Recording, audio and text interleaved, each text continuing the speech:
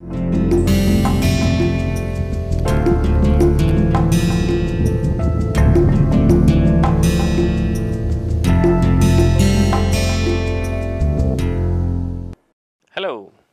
welcome again to noise control and its management.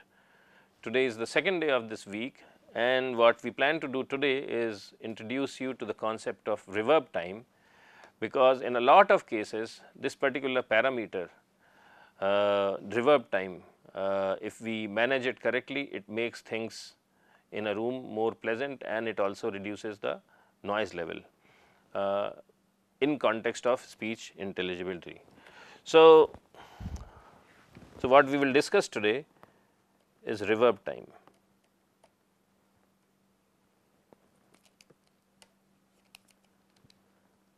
Or so in brief it is known as reverb time, or the actual word is reverberation time. Now, we have been discussing about noise control in the context that suppose you have a room and suppose there is a machine and it is generating noise, and there is a person here, and we are interested in reducing the noise level here, let us say LP, and the sound power level is LW. So, we want to ensure that this LP goes down. That is the context which has been so far that has been the context, that when we try to reduce noise, we are trying to reduce noise from some extraneous source, machine or something, and because of that we want to reduce the noise level. But there is another context in which we want to reduce noise, and we will look at that, and it is in that context this reverb time becomes important. So, suppose we have a very large room and there are lots of people in this room, and there may be lots of people or even one individual. So, it really does not matter, but essentially when a person speaks and there is another listener, so this is a speaker and there is a listener. Some sound goes to the listener directly, and then he also hears a lot of echoes or sound reflections. Now, especially if the room is very large, then he will and if the room is very large and the walls of the room and the floor and the ceiling of the room are highly reflecting surfaces, then he will hear a lot of echoes, and as a consequence this listener will not be able to clearly understand what the speaker is speaking. So, this is the problem known as speech intelligibility.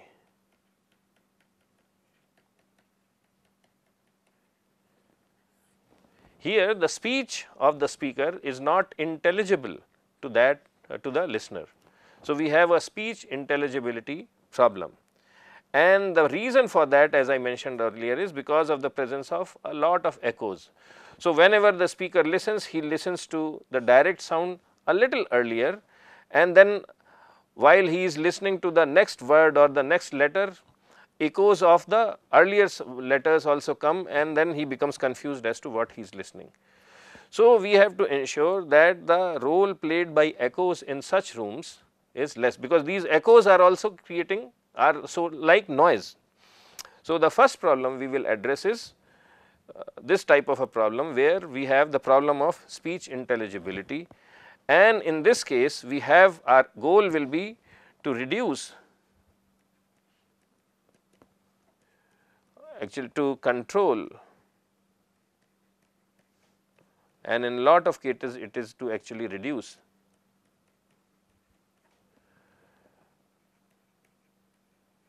reverberation. So, these echo effects are also known as reverberation effects. So, that is why I will say. So, reverberation effects to acceptable levels. Okay. So, the goal is to reduce these reverberation effects to acceptable levels. This is also a noise control problem, because whenever we are hearing some sound which is not desired, that is noise. So, here these echoes are behaving as noise. Okay. So this problem is fundamentally different from the problem which we have been discussing, but maybe later this week, tomorrow onwards, we will come back to this other problem which we have been discussing.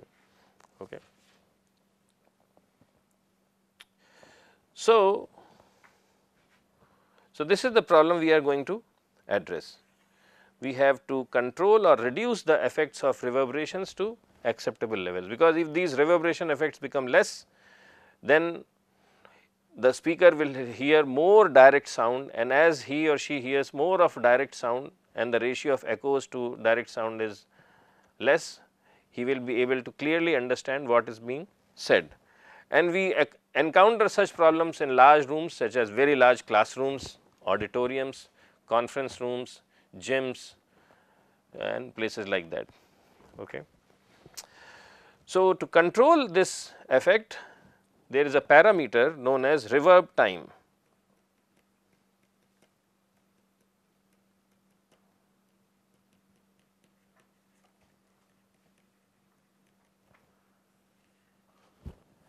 So, we will call it T rev. This parameter has to be controlled.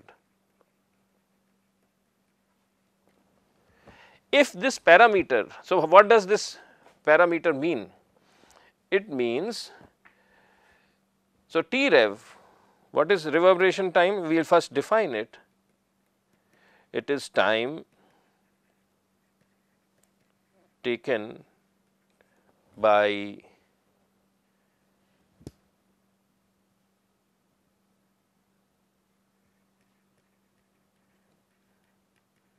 sound field to decay in a room by a factor of 10 to the power of 6 or 60 decibels. Okay. So, what does this mean? Suppose I am in a very large room and I say, hey, and then I do not say anything. So, there is absolute silence after that. But in the room, my sound will go and hit the walls, and it will keep on bumping in the room, and as it hits the walls, a little bit of it gets absorbed and then the remaining gets reflected. So, after the first reflection, sound level in the room comes down a little bit. Then the same sound goes and hits another wall, and then sound level again comes down a little bit further. So, the sound pressure level in the room, after I just speak just one single word or one impulse, and if I look at time and if I look at SPL, the sound pressure level, it goes down something like this. Okay. Goes down something like this, because each time the sound gets reflected, a little bit of it gets absorbed, but still it does not become 0. So, it will take theoretically infinite amount of time for all the sound to die out, even though no new sound is being produced. So, the time, so suppose this is x decibels and this is x minus 60 decibels, then this is the time it takes for the sound pressure level in the room to drop down by 60 decibels. So, this is called T rev. If the value of this T rev is very large, what does it mean? It means that the walls are highly reflecting and they are not absorbing a lot of sound, and because of that you have a long duration over which you keep on hearing echoes at stronger levels. And if you are hearing echoes and reverberations at stronger levels, then you will have this speech intelligibility problem. So, our goal will be to somehow calculate T rev, and then if we want, we should be able to reduce the value of T rev to an acceptable level. So, that is what we are going to learn today. Okay. So, what we are going to learn is calculate T rev, and so this is the first goal, and the second thing is reduce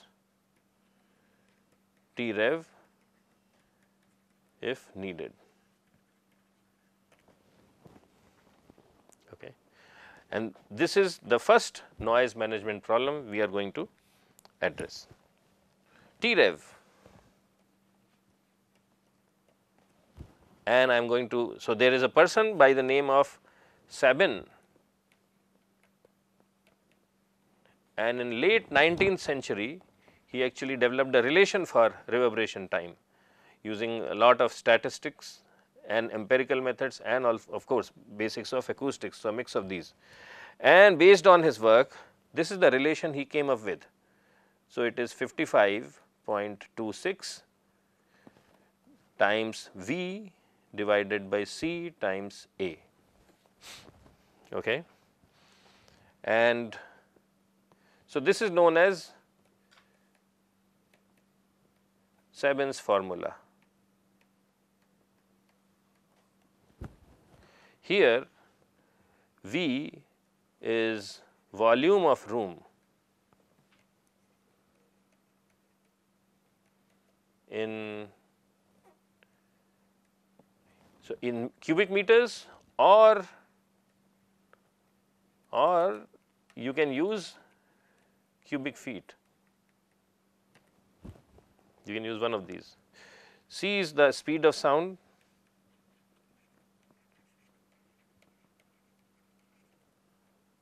in meters per second or feet per second, and A is known as absorption units, and we will not discuss too much about what this means, but this is kind of the internal surface area, but it also takes into account absorption coefficients and all those things. So, this is known as absorption units, and here the units are either meter square or feet square, and I will give you a relation for A. In a lot of literature you will find that instead of meter square they call the absorption units, the unit of absorption unit they call as MKS Sabins in honor of Mr. Sabin, and instead of feet square they just call it Sabin. Okay.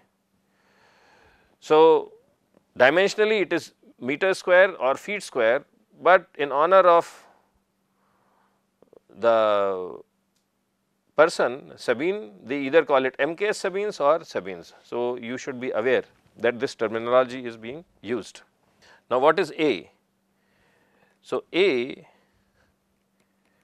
is equal to S naught times natural log of 1 over 1 minus alpha bar, okay, where alpha bar is what? It is the average sound energy absorption coefficient for the room, and we have discussed this earlier, and this was, if you remember, if a room has n surfaces, then it is alpha 1 absorption coefficient of the first surface times its area plus alpha 2 times area alpha n times area of nth surface divided by total surfaces, sum of total surfaces. And then if there are also people sitting in the room, then they have their own surface absorption coefficient, sound absorption coefficient. So, let us call this alpha p, and if there are p people, then p times, if there are n people, so it is alpha p times np. So, this is something we have also covered earlier. Now, this is the general relation for A, and but Mr. Sabin he made this a little simpler. So, what he said is that okay, he will not use log of 1 over 1 minus alpha, especially if alpha is small. So, in that case if you do the mathematics you will find out that A is equal to S naught times alpha bar. This natural log of 1 over 1 minus alpha bar approximates to alpha bar if alpha bar is small compared to 1. So, the relation for T rev is this, and it depends whether you want to use relation number 1 to compute A or relation number 2 to compute A. If we use 1 to compute A, then we say that we are using a different formula, Norris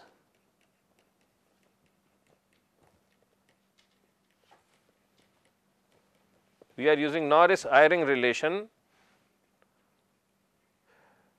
for computing T rev. And if we use 2 to compute absorption units, then we say that we are using Sabins relation.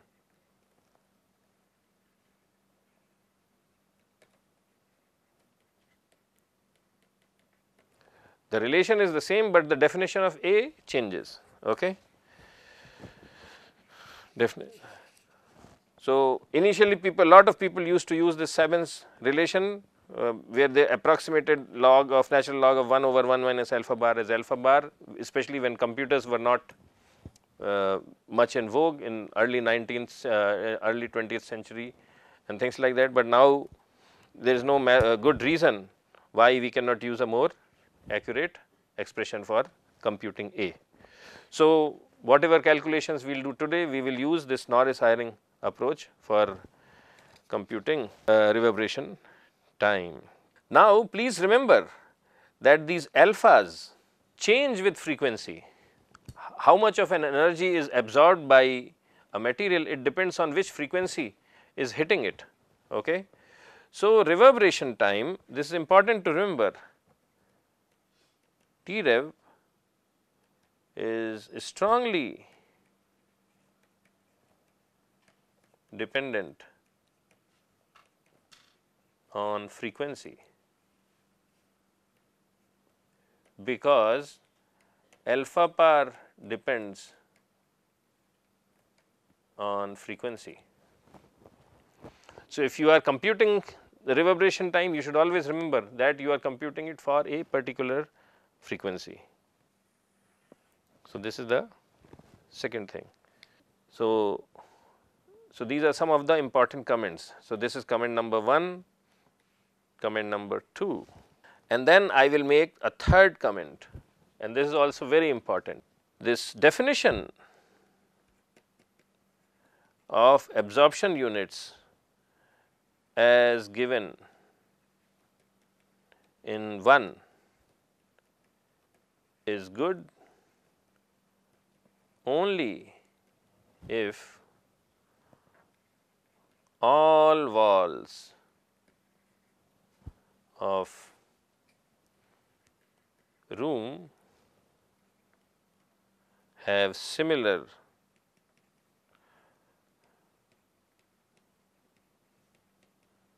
absorption characteristics. What does that mean? What that means is that suppose you have a room,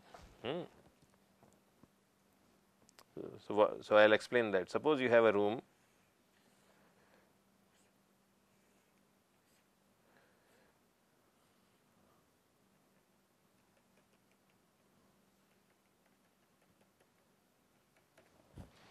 So, this particular room has 6 surfaces, 1 and 2 are opposite each other, 3 and 4 are opposite each other, and then I have 5 and 6, they are opposite each other. Now, you can choose the materials of this room in such a way that, for instance, your floor could be having carpet, and the ceiling could be false ceiling, and these all other walls could be made up of and the 4 walls, which is 1, 2 and 5 and 6, they could be made up of some regular wall. So, what will happen? Your floor is of ceiling of carpet, and your roof or the ceiling is made up of, it's a false ceiling, and typically carpets are very good sound absorbers, and similarly false ceilings are also very good sound absorbers. So, when the sound hits the floor or the ceiling, a lot of it gets absorbed, but when it hits the walls, it does not get absorbed that much. Okay. So, this condition that all walls of the room have similar absorption characteristics is not necessarily true in such a situation, okay, because your floor, ceiling and the floor is absorbing a lot of sound, but the walls are not absorbing a lot of sound. So, they do not have similar, they do not have to be exactly the same, but they do not have similar absorption characteristics. If that is the situation, then you cannot have, you cannot use this relation equation 1 to compute A. Okay. So, if that is, then you cannot use equation 1. So, in such a case,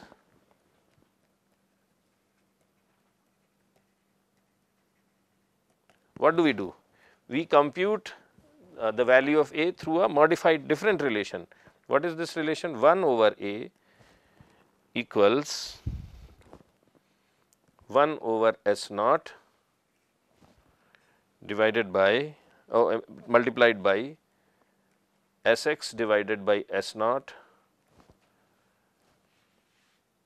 times S naught in 1 minus alpha bar x plus Sy divided by S naught over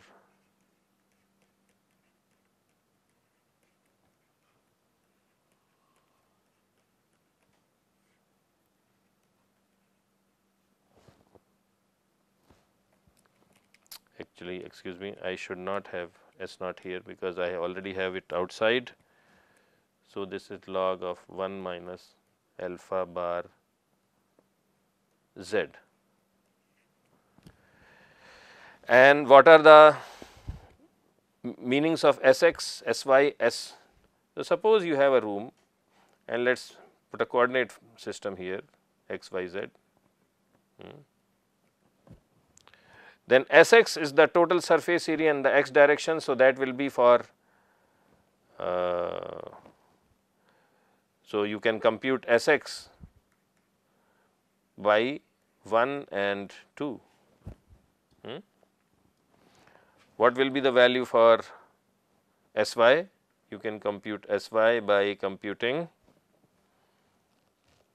so y is that direction, 5 and 6, and Sz can be calculated by accounting for, z is the vertical direction. So, surface area for 3 and 4. Okay. Similarly, what is alpha x bar or alpha bar x? You have to compute alpha bar by using this relation, but here you only include surfaces 1 and 2. Okay. So, what is alpha x bar? It is equal to S1 alpha 1 plus S2 alpha 2 divided by S1 plus S2 and so on and so forth. So, let us quickly do an example.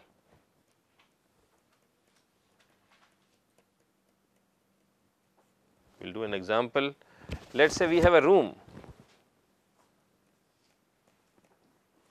and the room is 6.2 meters long, it is 6 meters wide and it is 3.1 meters tall, high. And so the room is like this.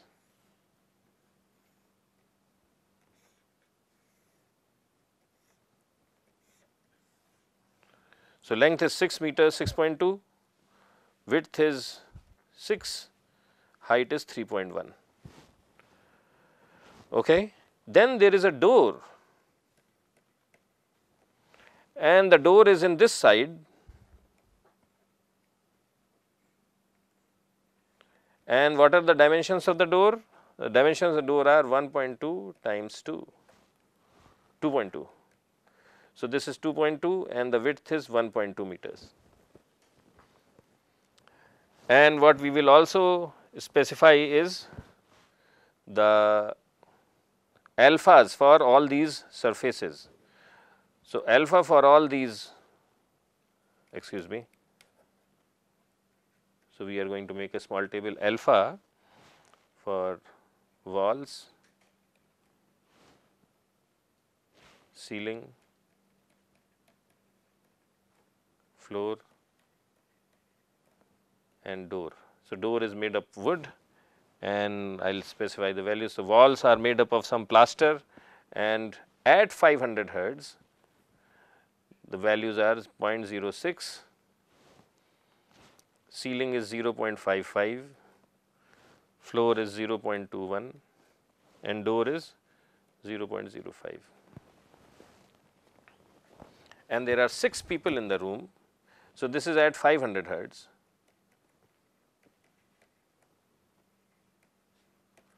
And there are also 6 people in the room.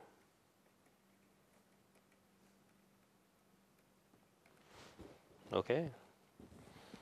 And each person's alpha p is 0.44. So, NP is 6. Okay. And we are given that C is equal to 343.8. 343. So, the question is that calculate reverb time.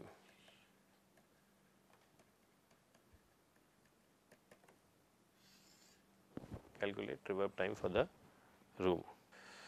So, we will calculate it using both methods. The first method is we will use actually this relation A is equal to S naught times natural lag of 1 over 1 minus alpha bar, and the other method is that A equals this complicated relation.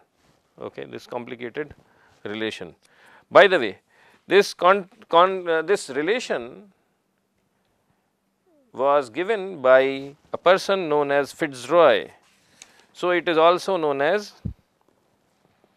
Fitzroy's equation.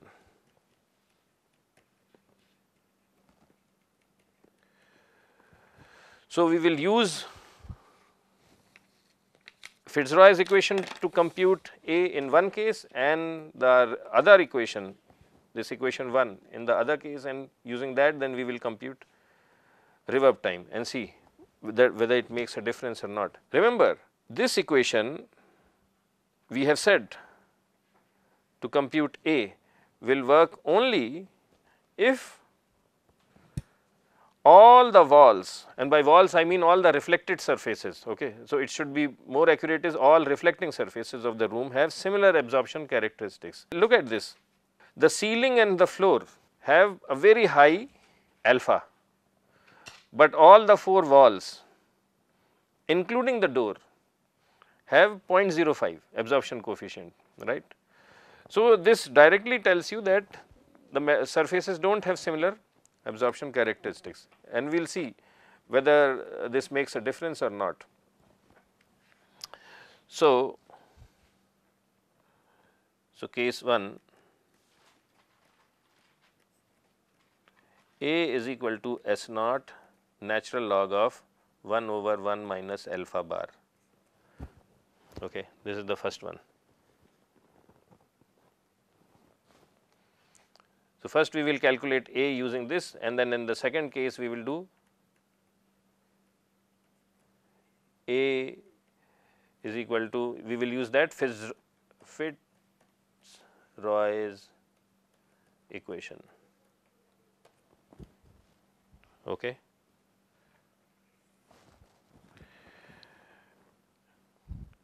S naught you will find, So, what is S naught? It is the surface area, internal surface area. So, this is equal to, so these are the dimensions. So, 2 into plus 6 into 3.1 plus 3.1 into 6.2. This is the internal surface area of all the rooms. So, if you do all the math, it comes to 73, and S naught is same here also. Okay. What is the volume of the room? Volume is 6.2 times 6 into 3.1 is equal to 115.32.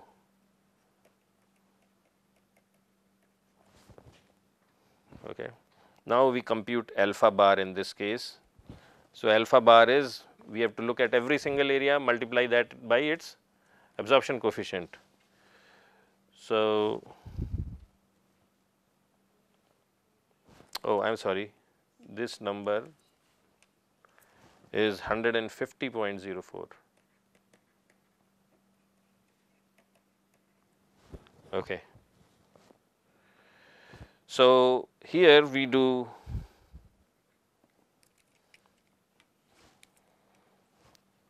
we consider the walls 0.04 times the surface area, and then when we are computing the surface area, we have to reduce the surface of this door, right, because this is a separate surface which has a separate absorption coefficient. The walls have a surface area of 0.05, 0.06, but the door has of 0.05. Okay. So, it is 0.05 into 6.2 times 3.1 into 2 plus 6 into 3.1 into 2 minus the area of the door, which is 1.1 times 2.2. So, this is for the walls plus, no, I am just reducing the area of the walls. Okay. Yeah. Yes. So, this is the contribution of the walls plus the contribution of ceiling. So, that is 6.2 into 6 into, and what is the thing for ceiling? 0.55 plus the floor 6.2 times 6 into 0.21, right, plus the contribution of door 1.2 into 2.2 into 0.05 divided by, so divided by surface area. And what is the surface area? Excuse me, I missed the contribution of people. So, times 0.44 into 6 and divided by surface area. So, if you do all this math, you get alpha to be 0.2361. And what we will do now is we will do the computation for the other case also. So, but I think the time for today is over, and we will continue this discussion in the next class. And in the next class, we will actually compute both sides in totality and see what kind of a difference it makes based on which kind of approach we use. So, that covers our discussion for today, and then I look forward to seeing you tomorrow. Thank you.